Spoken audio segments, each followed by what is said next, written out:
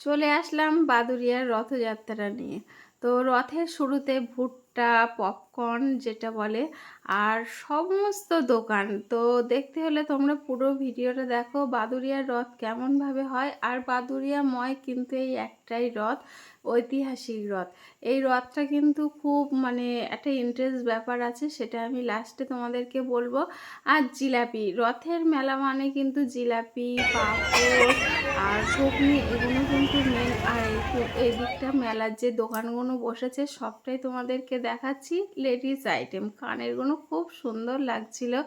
আর এদিকে বেতের জিনিস, মানে ঝুড়ি কুলো নিয়ে বসে আছে। আর বাচ্চারা কিন্তু ওরা ওদের মতো করে খুব সুন্দর করে আনন্দ করছে, মন খুলে আনন্দ করছে। আর এদিকে কিন্তু মিকি মাউস, এটাতেও ওরা কিন্তু চড়ছে, লাফালাফি করছে, খুব একটা আনন্দের বিষয়।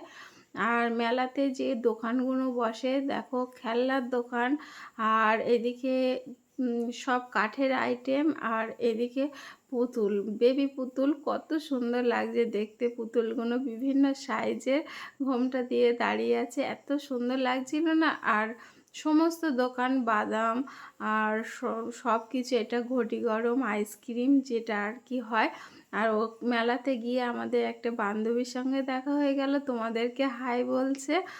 আর রথটা নিয়ে তো বেরিয়ে গেছে। আর মেলাতে গিয়ে সব থেকে একটা খারাপ জিনিস লাগলো, এটা একজন হ্যান্ডিক্যাপ মানুষ, তো উনি দেখছি গাড়িতে করে সব জিনিসপত্র নিয়ে বেরিয়েছে বিক্রি করার জন্য, দুটো পয়সার জন্য আর কি। তারপরে মেলাতে ঘুগনি পাঁপড় তো আছেই।